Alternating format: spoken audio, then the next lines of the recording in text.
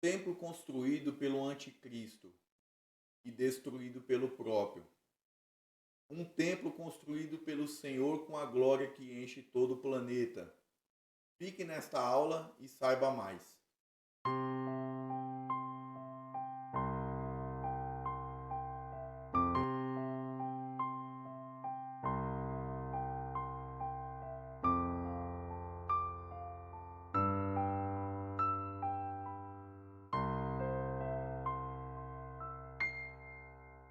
A paz do Senhor Jesus, meus caros irmãos e professores da Escola Bíblica Dominical, estamos mais em uma pré-aula da Assembleia de Deus Ministério Sopro Divino, onde estamos nesse quarto trimestre do ano de 2022 aqui, com o tema A Visão do Templo e o Milênio. Pedimos a ajuda de cada um de vocês, curtam, comentem, compartilhem este vídeo. A sua ajuda será fundamental para a manutenção, para o crescimento e para a divulgação desse trabalho de pré-aula neste canal. Também pedimos a vocês que acessem os outros conteúdos que nós temos aqui, como Palavra Pastoral, Palavras Missionárias e também uma nova série Descomplicando a Bíblia. Pedimos que você faça depois, após esta pré-aula, que você possa acompanhar e aí usufruir de todo o material preparado para a edificação sua e de sua família. Bom, estamos aqui chegando ao final de mais um trimestre. Estamos aí na lição de número 11, onde estamos falando aí sobre a visão do templo e o milênio. Então é mais um tema escatológico que nós vemos, né? Perceba só você que vem, né, dentro dessa escola dominical nesse trimestre, você está percebendo. Nas últimas aulas aí nós temos abordado alguns temas mais de cunho escatológico. Isso também é muito bom para um maior crescimento e aprendizado da igreja num todo. Há muitas dúvidas a respeito do templo. Confundem um templo com outro, confundem um templo da tribulação com um templo, quem sabe, no céu, com um templo na Nova Jerusalém aqui na terra. Então há uma confusão muito grande. Então, a você, professor de escola dominical, e você, aluno, se houver alguma dúvida, nesse momento nós buscaremos toda a compreensão possível para que venha ser sanada e venha ter um maior esclarecimento. Lembrando, mais uma vez, que aqui é o caráter de pré-aula. Então, o conteúdo ele será informativo dentro dos tópicos para ajudar o professor e o aluno a ter um melhor entendimento desta lição.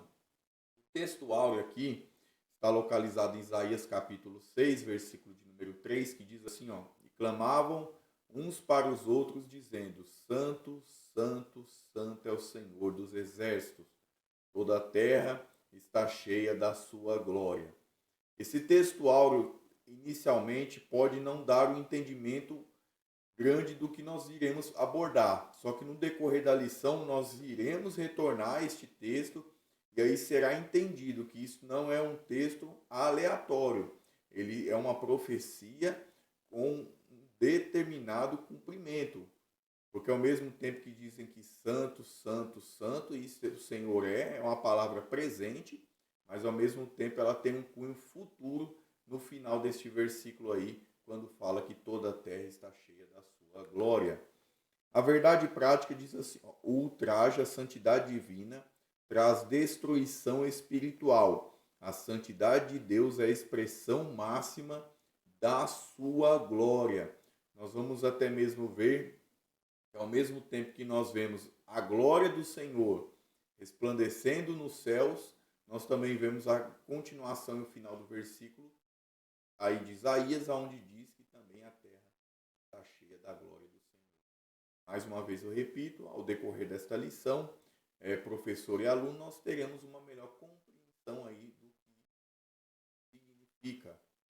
A leitura bíblica em classe está em Ezequiel capítulo 43, do versículo número 1 até o 9. Nós vamos ver que a abordagem do templo ela vai vir do capítulo 40, vai abordar questões de medida, o tamanho, algumas particularidades estruturais do templo, e quando nós entramos no capítulo de número 43, que é onde está a nossa leitura bíblica em classe, vai nos trazer um entendimento melhor da questão espiritual do templo para Israel e para toda a terra, no caso.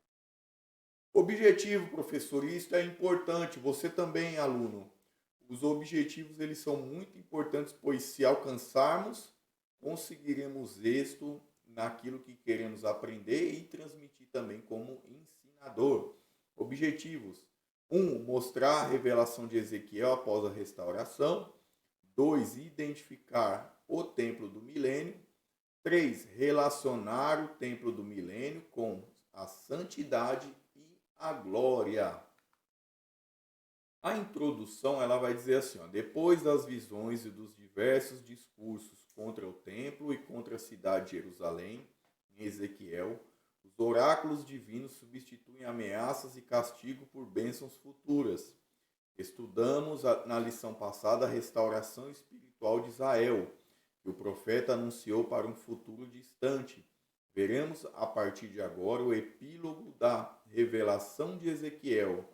É longo e ocupa os capítulos 40 a 48, mas o registro da volta da glória de Deus aparece depois da descrição do templo, sendo parte das promessas divinas de restauração.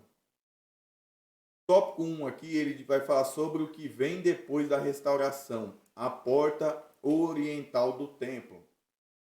Vamos lá. A gente vai ter que, eu vou trazer aqui um melhor embasamento, vamos aqui trazer algumas informações que ajudem a gente a entender melhor essa situação aqui. Quando na lição que a gente vai falar aqui sobre a ida, né, sobre a perca da glória, se foi a glória, né, Deus, ali no capítulo 10 de Ezequiel, nós vamos ver que este templo era o templo ali construído por Salomão, e no ano 586, na terceira leva de invasão babilônica, aquele templo ele é saqueado, aquele templo é destruído, né, queimado, né, e ali ele perde, ao mesmo tempo que ele perde todos os seus utensílios, ele perde a arca da aliança, ele perde a mesa dos pães da preposição, o candelabro, o altar de sacrifício, e mais importante do que tudo, a glória do Senhor. Aí nós vamos ver que logo no retorno do exílio, o templo é reconstruído, né? Ali, conhecido como o Templo de Zorobabel, um templo que já não era suntuoso como o de Salomão, onde até mesmo o profeta Ageu, ali através da profecia que o Senhor lhe dá, diz que a glória da segunda casa seria maior do que a primeira. Esta glória vai ser manifesta no templo já reformado por Herodes, aonde o próprio Cristo entra dentro daquele lugar. Então a primeira revelação que nós vemos na inauguração do templo, quando Salomão inaugura, né? Nós vamos ver ali que a glória, conhecida como a Shekinah, ela entra dentro, ou seja, a glória visível, ela adentra naquele lugar.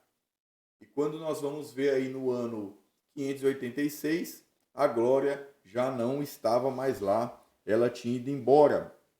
Então nós vemos aqui a porta oriental, no caso ali, ela estava se fechando.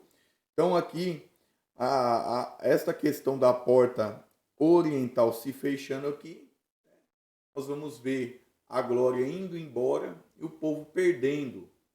E ao mesmo tempo que nós vamos ver este templo que Jesus entra, que a glória da segunda casa é maior do que a primeira, no ano 70, ou seja, dentro daquela mesma geração ali, eles vão presenciar a invasão no ano 70, a destruição daquele templo, que hoje nós contemplamos lá, que a coisa mais próxima de um templo que eles têm, podemos dizer assim, templo de sacrifício, é o Muro das Lamentações. Hoje existem sinagogas para o ensino e doutrinação, né?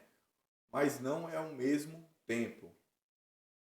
Sabemos que após o arrebatamento da igreja, né, assim nós cremos, e é a nossa visão pré-tribulacionista, a igreja não irá passar pela tribulação, ela será arrebatada, e após o arrebatamento da igreja, nós vamos ver ali que haverá um édito, né, ou uma ordem de reconstrução, ou seja, até o momento nós não temos aí a questão do templo. Israel ainda não tem. Israel desde 1948 hoje é um estado novo, mas é um lugar que não tem sacrifício.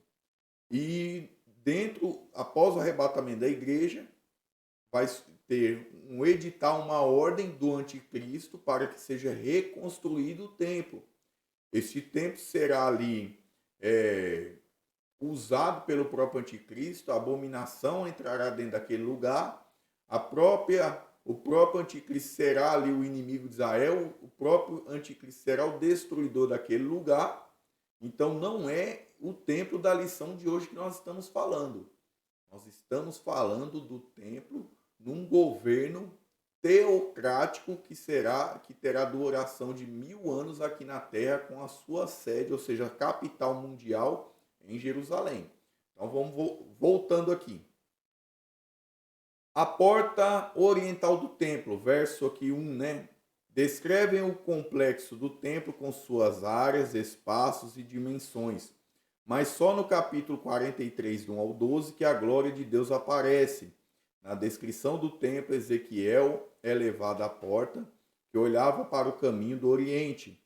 Quando se refere ao retorno da glória de Deus, o profeta volta a falar desta mesma porta. A intenção do Espírito Santo é fazer o destinatário original desses oráculos lembrar que quando a glória de Deus se afastou da casa de Deus, foi em direção ao Oriente, e que seu retorno será pelo mesmo caminho. Então, como em lições anteriores, nós já falamos isso, Israel, no momento, como nação, ela não tem vida espiritual com Deus. Assim como nós vemos aqui no capítulo número 10 de Ezequiel, a glória indo embora, nós também estamos vendo aqui no capítulo 43, nesta promessa, a glória retornando para o templo. E mais à frente a gente vai explicar um pouco melhor sobre este retorno, né, da glória, que quando nós falamos desse retorno aqui, nós vamos ver um retorno físico, né? E é isso que nós queremos abordar hoje. Texto 2 diz 3 observações importantes. Vamos lá. Observe que a glória de Deus vinha do caminho do Oriente. Quando Ezequiel recebeu a incumbência de anunciar a destruição do templo e a queda da cidade de Jerusalém, ele viu o afastamento da glória de Yahvé para o Oriente, como sinal de sua retirada do meio do povo. O profeta já tinha visto isso na revelação inaugural. A terra resplandeceu por causa da sua glória. Isso faz lembrar da visão do profeta Isaías, a voz como de muitas águas. É uma expressão metafórica para indicar o grande poder de Deus. Esse ser da visão do profeta como semelhança de homem. É o Messias pré-encarnado. Vimos a sua glória como glória do unigênito do Pai, cheio de graça e de verdade, quando veio o mundo na plenitude dos tempos. Então aqui as observações importantes. A glória, a terra resplandeceu por causa da sua glória. Lembrando que o milênio ele será um governo teocrático. O governador desta terra será Cristo. Então aqui, nesta questão, a terra resplandeceu por causa de sua glória. É diferente dos governos atuais, do sistema político mundial, um sistema voltado ao pecado, à corrupção e assim por diante. Terá um governo justo, diretamente pelo próprio Cristo aqui na terra, muito diferente daquilo que nós estamos acostumados a ver. Então a glória do Senhor, ela resplandecerá. E quando fala dessa questão de resplandecer a glória do Senhor, eu consigo ver aqui que a questão do caráter, a questão da moralidade de Cristo, uma coisa hoje que é voltado para pequenos segmentos de pessoas, ou seja, daqueles que temem a Deus, nascidos de novo, E assim como vai falar a palavra, aquele que roubava, não rouba mais, aquele que mentia, não mente mais. Ou seja, o nascido de novo. Então nós vamos ver um governo voltado muito nesse sentido de uma maior proximidade à questão do caráter de Cristo. Também a voz de muitas águas. Aqui vai falar da autoridade de Cristo como governador do mundo, que regerá o mundo, sim, com uma voz de autoridade. E quando eu falo essa voz de autoridade, ou seja, uma voz de alguém que tem moral para falar, para ficar bem claro isso daí. Porque nós vamos ver que quando os fariseus falavam e quando Jesus falava, nós vamos ver que as pessoas falavam, esse é diferente, porque ele tem autoridade naquilo que ele fala. Não num tom de voz elevado, mas sim em viver aquilo que prega, ou seja, aquilo que fala. Aí vamos continuando aqui. Esse ser da visão do profeta como semelhança de um homem. É o Messias pré-encarnado, ou seja, é Cristo. Isso fica bem claro para a gente. Quem sabe para o Ezequiel, naquele período da profecia, ele estava profetizando a mensagem que o Senhor lhe trazia. Ele poderia até não entender claramente de quem ele estava falando. Mas hoje a igreja, com toda a história, com toda a Bíblia hoje reunida, com todo o arsenal que nós temos para estudar, isso fica bem claro teologicamente que é o próprio Cristo que estará neste governo ainda. Vamos aqui. O texto 3, as reminiscências, né? Vamos lá. A comunicação profética e a estrutura dos discursos continuam da mesma forma da atividade profética de antes, ou seja, o profeta é levado em espírito. Ezequiel compara essa visão com a sua primeira experiência como profeta. Estudamos na lição 4 que a glória de Yahvé ou Javé se retirou do templo de Jerusalém como sinal da retirada da sua presença do meio do povo. Depois de 14 anos da destruição da cidade santa, Ezequiel foi levado de volta em visão para Jerusalém, no ano 25º do cativeiro, no princípio do ano, no 10º dia do mês. Estamos falando dia 28 de abril de 573 ou 572, né? Essa revelação é escatológica, não é para o contexto histórico em que vivia o profeta. A síntese do tópico 1 é: a glória do Senhor entra pelo caminho da porta cuja face está para o oriente. Ou seja, recapitulando aqui, ela volta pelo mesmo caminho que ela tinha saído. Ou seja, ela será a porta por onde o Senhor Jesus entrará no templo com uma marca de honra de um rei oriental. Ninguém pode entrar pela porta que o rei entrou. Foi pela porta oriental que a glória de Deus partiu pela última vez no Antigo Testamento, selando a porta. Deus lembra a todos que estão dentro de que sua glória nunca mais partirá de seu povo. Então é muito bonita essa questão aí que a porta, ele entra, a porta se fecha, dando ao entender, não, deixando bem claro que agora a sua glória, ela não iria mais embora, estaria ali perpetuamente. O tópico 2, o templo do milênio. O texto 1 diz assim, um templo diferente. Que templo é esse? Não aparecem nele peças e utensílios próprios do tabernáculo e do templo de Salomão. Podemos enumerar alguns como a Arca da Aliança, o altar de ouro do incenso, o candelabro ou castiçal, a mesa dos pães da preposição, comparando com o que se conhece da casa de Deus em Jerusalém e do tabernáculo. Pode-se dizer que é um templo atípico, ou seja, diferente, visto que o tabernáculo e o templo, com toda a sua estrutura de funcionamento, rituais, peças e sacerdotes, apontavam para Cristo, e tudo isso se cumpriu nele. Por essa razão, não haverá necessidade desses rituais no milênio.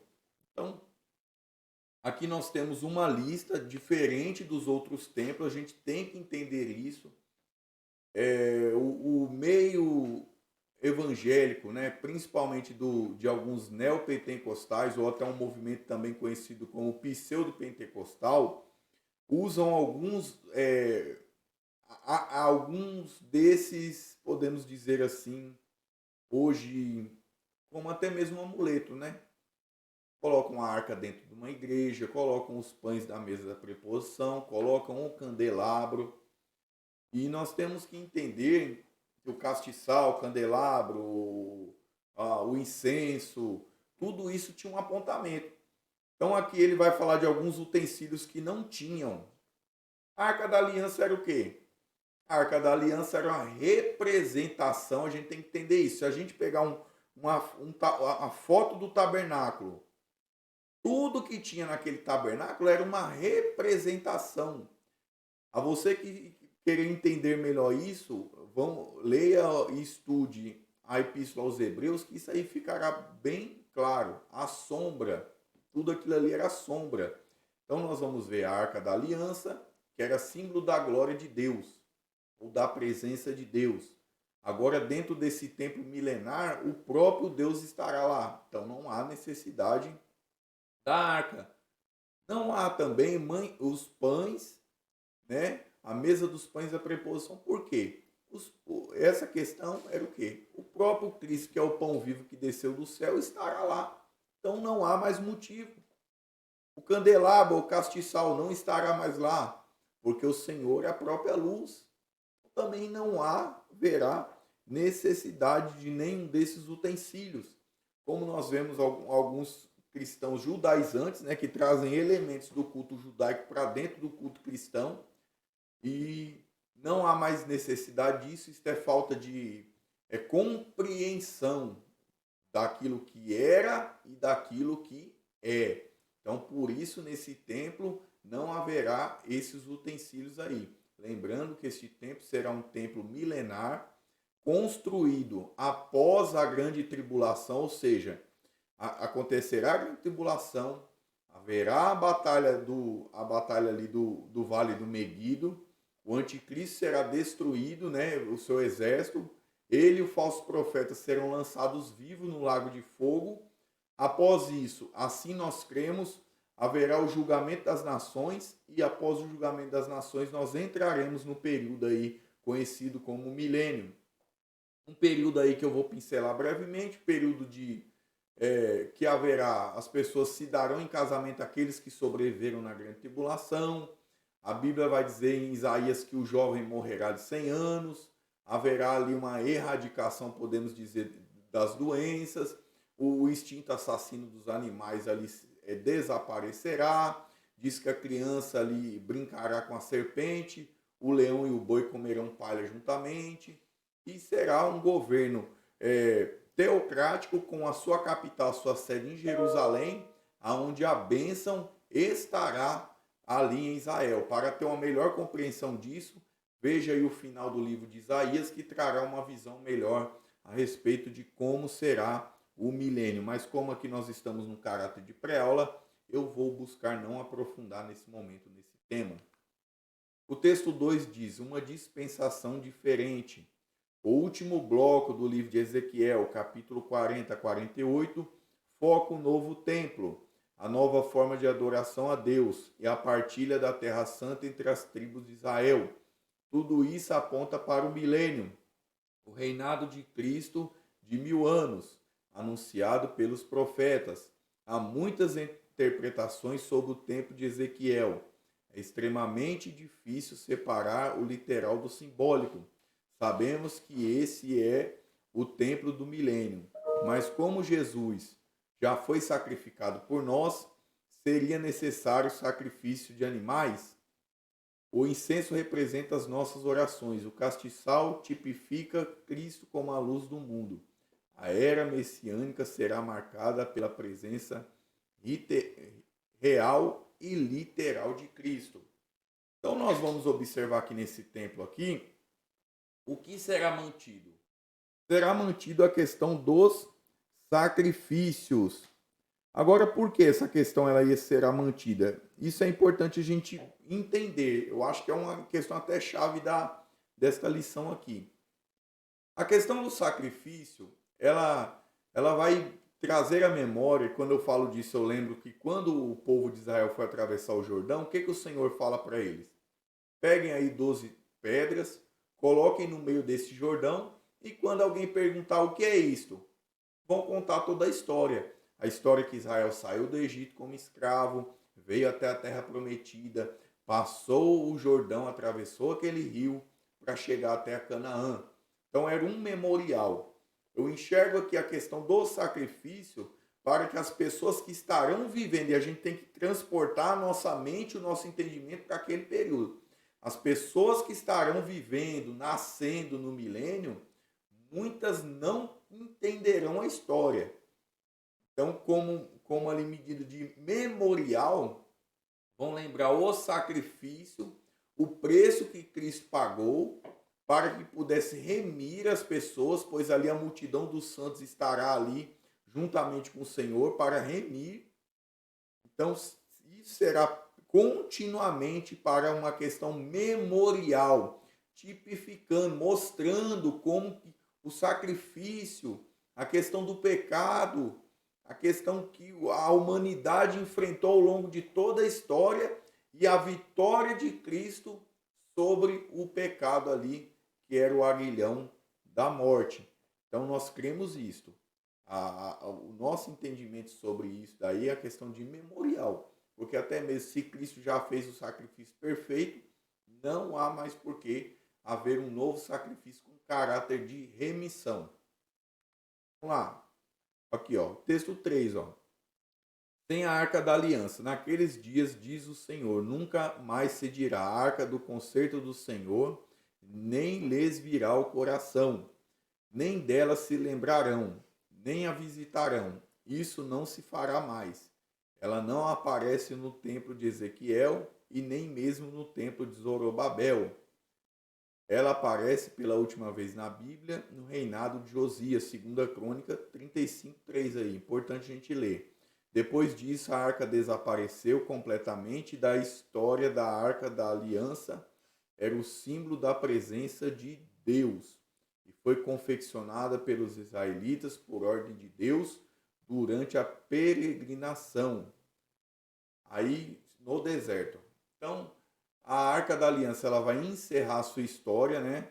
Juntamente aí com o templo, não se terá mais notícia dela, e é preciso a gente entender isso. A Arca da Aliança era um símbolo da glória de Deus. Pensamos nós com a mente que nós temos hoje. Por exemplo, se você for observar, há uma relíquia no Vaticano aí chamado Santo Sudário, dito um pano cujo dizem aí que Jesus enxugou o rosto nele. E ali tem o ar de um objeto santo, de adoração, né? Aí vamos voltar mais atrás, aquela serpente de bronze do deserto. Serpente de bronze do deserto ali, batizaram ela com o nome de Neustã e prestaram culto nela aí por cerca de uns 700 anos seguidos.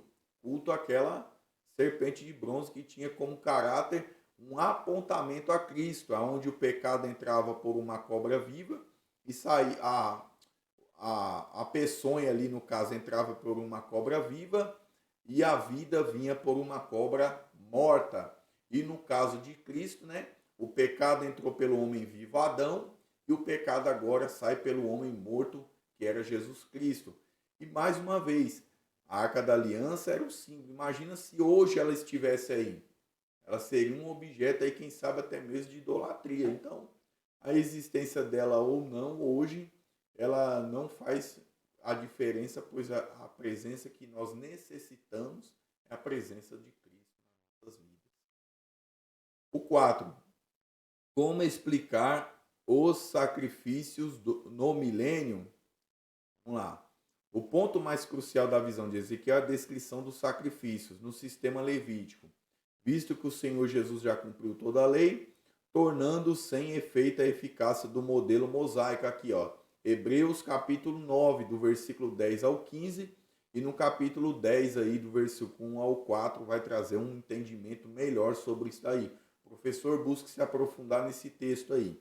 O apóstolo Paulo usa uma metafórica linguagem do sistema de sacrifícios do Antigo Testamento para o culto e os serviços cristãos, mas existem diversas explicações para os sacrifícios no milênio em Ezequiel. Uma delas, e a principal, considera o sacrifício como literal, como memória do sacrifício de Cristo, assim como a ceia do Senhor será celebrada no reino de meu Pai ou no reino de Deus. É aquilo que eu acabei de comentar aí no outro tópico aí, que era um pouco similar a esse. A questão de memorial como a Santa Ceia. Nós vamos ver até mesmo que o povo romano eles tinham dificuldade de entender a questão da Santa Ceia. Levantaram até mesmo aí nos primórdios da igreja primitiva que os cristãos eram canibais, pois falava de comer a carne, né, e beber o sangue. Então espalharam até mesmo aí sobre a igreja primitiva um boato aí que a igreja era formada por canibais, né? Mas nós sabemos e continuamos fazendo como memorial que aguardamos a volta de Cristo aí, pois assim foi a ordenança dele.